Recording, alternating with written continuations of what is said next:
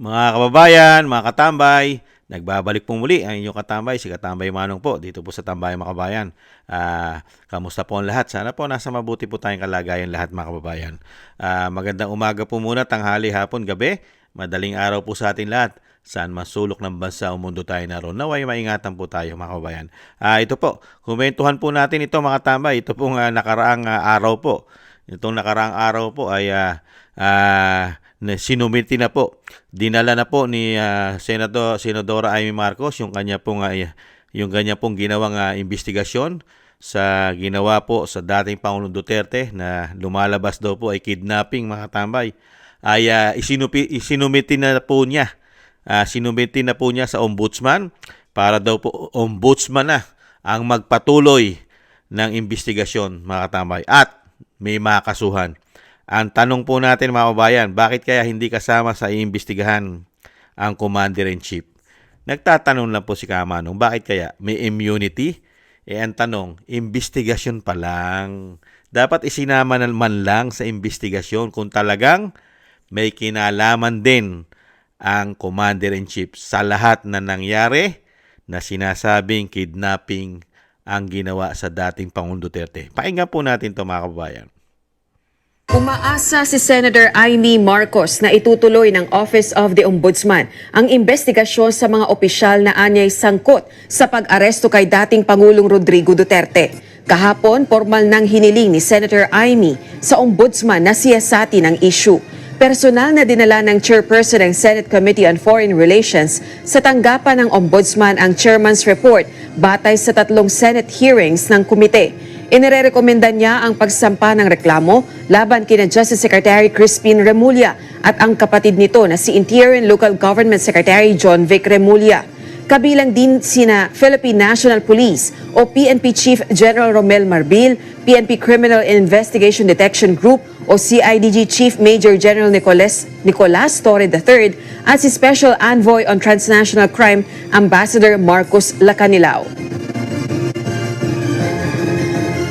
Inaasahan ko na yung ating mahal na ombudsman ay tuluyang imbestigahan kasi nga hinaharang ito sa Senado, nahihirapan kami na kumuha ng testigo at sana kung kinakailangan patawanan ng kaso at parusa. Yan mga tambay, nakita nyo po, hindi man lang po nasama sa investigasyon ng isang Commander-in-Chief na hindi po yan maiaalis ng bansa kung walang approval din po ng Commander-in-Chief. Hindi man lang sinama sa investigasyon na isinumite sa Ombudsman. Senadora, bakit po? Ito po, meron pa pong dapat imbestigahan din po Senadora Amy Marcos. Napakaganda po imbestigahan po ito. Kung ito po ay ito pong issue na ito na kumakalat na po at putok na po ito sa Asia. Mga kababayan, ito pong issue po ng ginto. Mga kababayan, napakaraming pera po ito. 100 billion po ito. Sana po, maimbestigahan din po ito ng Ombudsman at ng Central Bank, mga tambay. Ombudsman, Central Bank, DOJ, Supreme Court, lahat na po pwedeng mag-imbestiga. NBI. Sana rin po, maimbestigahan ito ng Senado at ng Kongreso rin, siyempre. Ito po, pakinggan po natin.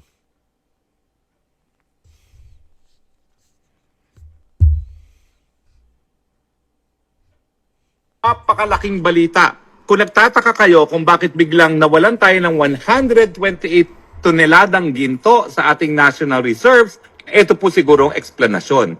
Bumuo po ng isang special investigation team ang Hong Kong Anti-Money Laundering Office para imbestigahan ang di umano ay money laundering activities ng mga Marcos. Opo, ang pamilya ng Junior na ayaw hair follicle test dahil maraming nagdududa na siya ay bangag. Ang sangayon po sa Hong Kong anti-money laundering, ito po ay may kinalaman doon sa mahigit $100 billion na money laundering activities involving no less than 350 tons of gold deposits. Mantakin nyo yan. At itong mga aktibidades daw ito ay nangyari between yung mga panahon na talunan ang Marcos Jr. pero I'm sure pinakikinabangan hanggang ngayon dahil nga hindi natin naintindihan kung ano nangyari dun sa 128 billion na biglang nawala sa central bank reserves. Now, nagkaroon pala ng isang Taiwanese na whistleblower. At ito po ay headline sa Taiwan. Mantakin nyo yan. Bida na naman ang Marcos family dahil headline po sa Taiwan nung nasimulan ang money laundering investigation laban kay Marcos Jr. Ngayon, maiiwasan ba niyang investigasyon dahil siya ay isang pinuno ng bayan? Hindi po, kasi maski sa Pilipinas, meron siyang immunity sa prosecution. Pero hindi po yan immunity sa investigasyon. Kaya nga po nananawagan ako na kung ang mga dayuhan gaya ng Hong Kong at Taiwan ay nag-iimbesta sa money laundering, bakit hindi sa Pilipinas? Kinakailangan po ang ombudsman mag-imbestiga na rin. Dahil napakalaking halaga po ito. Hindi po pwedeng kinita yan sa sweldo ng isang presidente ng kanyang ama o kaya naman sa sweldo niya bilang gobernador o congressman. Yan po ay tanging nakaw na yaman. Kung meron po talagang 100 billion at 350 tons na gold, dapat po yan mapunta sa mga Pilipino sa libreng gamot at libreng paggamot, sa libreng edukasyon, sa libreng irigasyon. Hindi po yan dapat pakinabangan ng mga bangag. Nakakahiya kayo mga bangag. International na naman ang inyong publicity. Money laundering, corruption, $100 billion. Mga magnanakaw, mga switik, mga kleptocrats. Ewan ko nga ba bakit hindi pa kayo pinaparusahan ng Panginoon. Napakalaking Yan pa. balita. Kung nagtataka kayo kung bakit Yan toneladang po. Yan ginto po, mga sa ating tambay. National Reserves, National Reserve. Isasama rin kaya. Sana po isama rin po ng ombudsman yan, mga tambay. Yang issue na yan. Kasi po, napakalaki pong tulong po sa ating bansa yan. Baon na baon po tayo sa utang at napakarami pong magagawa yung pera na yan. Kung totoo po yan na talagang yan po ay ninakaw sa mga Pilipino sa kabangyaman, mga tambay. Nasama lang po natin kasi pinag-uusapan po ay ombudsman. Di ba? Kailangan din po ito imbestigahan ng ombudsman. Yung ginto na pumuputok po sa Hong Kong at sa Taiwan. At putok na po ito sa Asia. Kasama pa ang Japan. Pinag-uusapan po yan, $100 billion. 350 tons of gold. At kasama rin po dyan ang issue na nawala raw po na ginto sa atin sa Central Bank, mga tambay, na nagkakahalaga raw po ng 128 billion, mga tambay. Grabe, no? Ito po, mga tambay, nakita nyo po yung ginawa ng Senadora Amy Marcos. Ipinasa niya na po ang pagpapatuloy ng investigasyon. Dahil daw po, marami daw pong kumukontra o humaharang sa Senado. Mga kababayan, sino kaya yung humaharang? Kaalyado? Siyempre po, ang tanging haharang lang dyan, sino?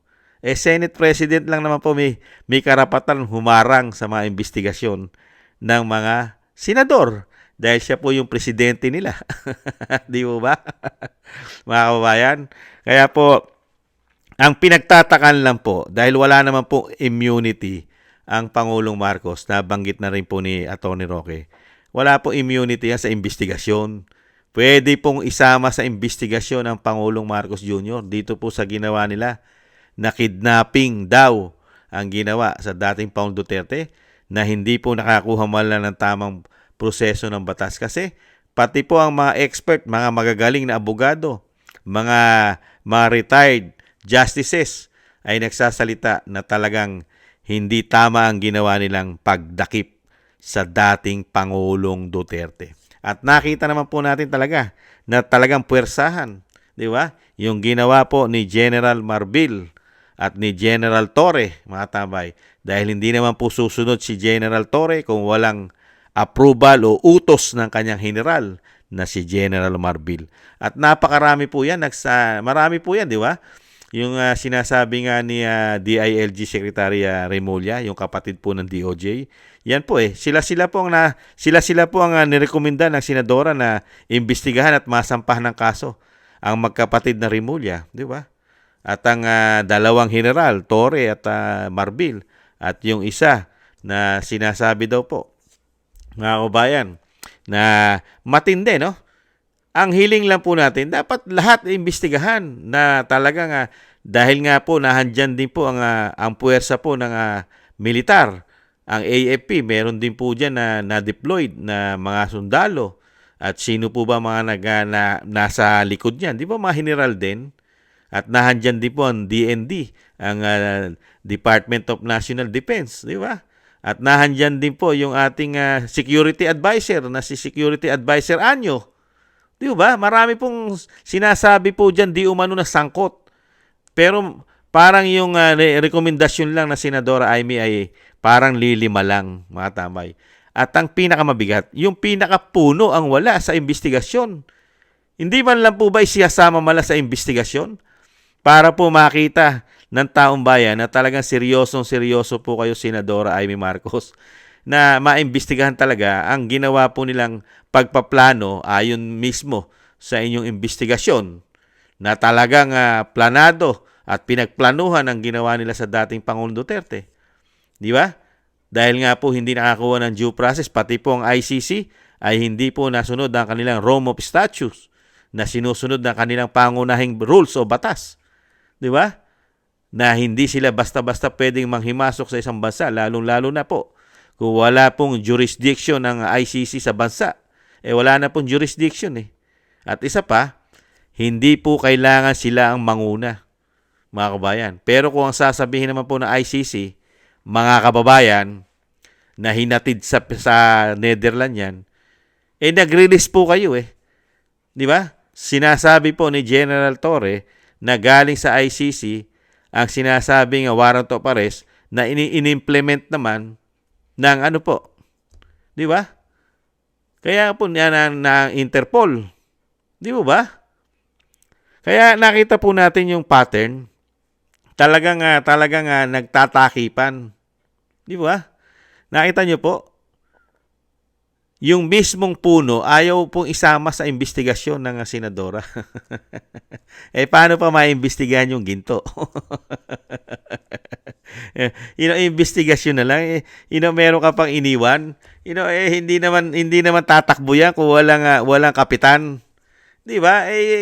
Para lang barko yan eh. Parang eroplano. Lilipad ba ang eroplano kung walang piloto? At ang barko ba? Ang barko ba ay aalis yan kung walang kapitan? Di po ba? Ano ba ang ginawa nila sa dating Pangulong Duterte? Di po ba? Kung walang commander-in-chief, mangyayari po ba lahat yan? Sige nga. Kung walang approval na commander-in-chief. Tapos ngayon, sana isama ng ombudsman ng malalim na investigasyon at masama man lang sa investigasyon. Mga tambay. Kasi po ngayon, hindi pa pwedeng kasuhan ng Pangulong Marcos kung siya po ay kasama sa investigasyon. At mapapatunayan po sila na talagang napakaraming paglabag na ginawa, lalong-lalo sa batas, ang proseso ng batas para ipamigay mo ang isang dating Pangulong Duterte, isang Pilipino na hindi mala nakakuha ng tamang proseso, due process, hindi mala nakatuntong sa hukuman ng ating bansa. Mga kabayan, unbelievable. Kaya po yung sinasabi nga natin, walang immunity. Walang immunity sa investigasyon ng Pangulo. Meron siyang immunity. Yan, sa mga kakasuhan nyo na ikukulong nyo, may immunity siya dyan. Hindi siya pwedeng makulong. At hindi pa siya pwedeng kasuhan dahil may immunity pa siya. Yan, mangyayari lang po yan pag hindi na siya presidente. At least, may investigasyon na sangkot siya bilang Commander-in-Chief dito sa ginawa nila. Grabing panggigipit. Demolition job po yata. Di po ba? Pamumulitika ang ginawa sa dating Pangulong Duterte. Kaya lang medyo, hindi pa rin po katanggap-tanggap at hindi pa rin po matatanggap ng mga Pilipino na namili ka lang ng kakasuhan.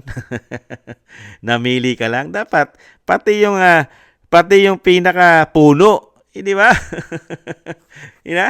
Parang sindikato lang yan eh. Yung pinaka-head, isama mo yung pinaka-head, yung pinaka-pinuno, di ba? Hindi yung mga galamay lang. Pinakakasuhan mo, puro galamay. Ano ba yan? Ano bang klase yan? Kaya po, paano tayo maniniwala niyan? Tapos kukuha kayo ng boto sa amin. Di ba? Kukuha ng boto sa taong bayan para makabalik muling senador ang isang Amy Marcos. Samantalang ito, investigasyon na nga lang na iahain mo para ipagpatuloy ng ombudsman dahil sa iyong request. Dahil maraming humaharang o may humaharang sa Senado. Bakit kaya ayaw mo madamay pa rin ang Pangulo rito sa ginawa? Damay nga eh. Yan ang nakikita ng Pilipino. Yan din ang nakikita ni Kamanong. Damay! Bakit sa investigasyon ay pilit na hindi po yata idinadamay ang Pangulong Marcos dito sa ginawa? Bakit kaya, Senadora? Bakit po? Kailangan po bang proteksyonan ang inyong adeng dito po sa issue na ito na kailangan wala sa investigasyon? Kung nagkakamali man si Kamanong, di lalong maganda kung kasama sa investigasyon. Kung nagkakamali ako, pero ayon po rito sa pahayag, ay wala po ron sa rekomendasyon na kasama po sa investigasyon ang pinuno po ng ating bansa, ng pinuno po ng binagoongang Pilipinas. Mga kabayan. Di ba? Kaya, ayan, Ombudsman, isa rin pong hamon. Sana po makarating din po sa inyo ang ginagawa pong investigasyon ng money laundering na isang damukal na kayamanan na sinasabi ni Atty. Roque na galing po sa atin. Galing po sa mga Pilipino. Ang pera, ginto. Ang katumbas ay 100 billion. Napakaraming toneladang ginto, mga kabayan. Grabe, no? 350 tonelada o tons. Grabe, no? Tapos, wala, diyan ka magtataka, wala man lang naglalakas loob sa mga media na ito'y paputukin. Di ba? Ang pinapuputok nila, Vice President, impeachment, yung kay Pulong. Samantalang marami nagpapatotoo ng mga taga Davao na yung ginawa ni Pulong doon ay kinumporta niya yung tao na yon ay may mga kasalanang ginagawa na hindi maganda sa Davao, mga illegal. Di ba? Yun po ang kumakalat dyan mga kababayan Pero, yan ang dapat pag-usapan. Pag-usapan ng mga issue na laban at hindi maganda sa mga Duterte. Pero pagdating po sa pamilya Marcos, sa administrasyon, kailangan po yan walang makalabas. Hindi pag-usapan. Hindi kailangan itapik sa mainstream media ang 350 tons of gold na nakakahalaga di umano na 100 billion dollars. Hindi peso, dollars. Grabe.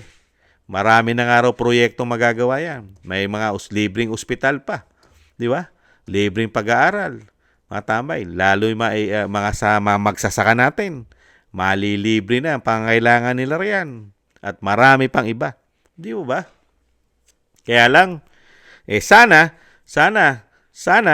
imbestigahan din ng Senado ito. Pangunahan din po sana ni Senadora Amy Marcos ang kaperahan po, ang pera na sinasabi po na pera ng taong bayan. Alam naman po natin, trabaho po rin yan ng mga congressman na mag-imbestiga. Lalo-lalo po pagka pera. Yan ginto pa yan. Imbestigahan sana at pangunahan po sana yan ng mga magigiting katulad po na sinasabing kapatid na si Ateng. Pangunahan din po sana imbestigahan ng ginto na nauugnay po sa kanilang apelido, sa kanyang apelido. Money laundering. Napakatagal ng panahon. Sa bagay, hindi pa tao yata si Kamanong Marami ng issue na ma-ill-gotten wealth, mga tambay, ang pamilyang Marcos, mga tambay. Di ba? Napakaraming issue yan. May mga golden Buddha pa yan di ba? Kung ano-ano po mga ginto-ginto. Pati yata yung mga meron pa nga, di ba, golden Buddha, parang yan yata, Yamashita pa di ba? At napakarami pa, pati yata ang mga nakukwari nating ginto nasama dyan Di ba? Marami kinukwari sa atin Di ba? Yung mga bundok natin, kinukuha na ng mga ginto, di ba? Yung mga probinsya natin. Hindi kaya kasama dyan sa 350 tons. At napakarami pa niyan. Hindi lang po sa Hong Kong meron yan. Mga tambay, marami umuugong dyan. Sinabi nga ni Atty. Roque, mas marami raw yung nasa Amerika. Gaano kaya karami yung mga tambay? Ilang tonelada kaya ang ginto na doon? Grabe, no? Grabe. Halos lahat pala.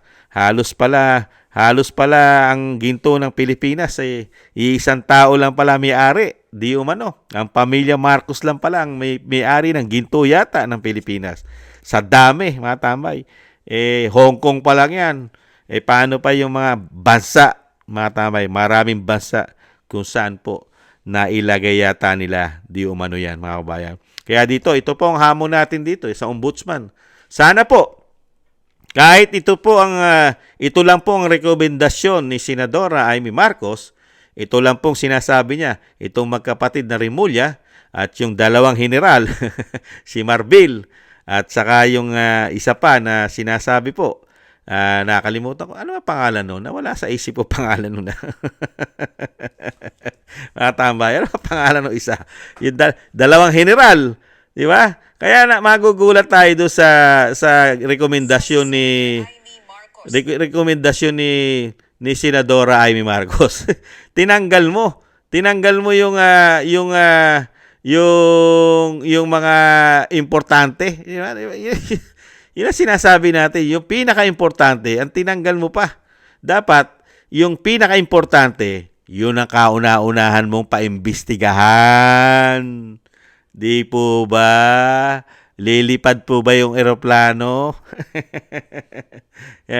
Pwede bang pangunahan ng mga general ni General Marbil ang lahat ng operasyon kung walang timbre, utos ng nasa itaas? Di po ba? At ganun din po ba yung magkapatid na Remulla? Mga kababayan, yung magkapatid na Remulla, kikilos ba yan? Gagalaw po ba yan kung walang go signal sa taas? Kabayan, Senadora Amy, yung bira investigasyon na lang. Investigasyon na lang po, hindi nyo pa sinama ang Pangulo. Pambihira naman. Kung kailan halalan pa naman, nagpapabango kayo sa mga Pilipino. Misan nyo na pong nabudol ang mga Pilipino. Di po ba? Nabudol na po natin misan ng mga Pilipino. Ngayon, investigasyon na lang. Hindi pa natin sinama yata.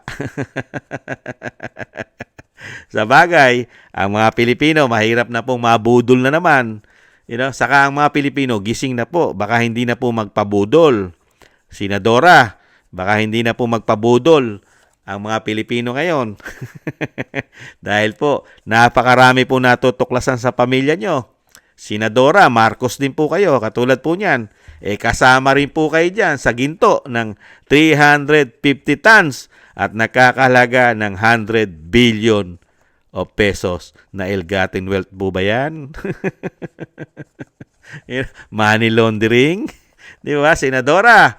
Paano tayo mananalo sa senador sa Senado niyan? Napakarami pong pumuputok po sa inyo pong pamilya, mga tambay. Nandiyan pa ang issue ng mga pera natin ginto sa Pilipinas, Maharlika Investment Fund, pa yung issue pa ng flood control.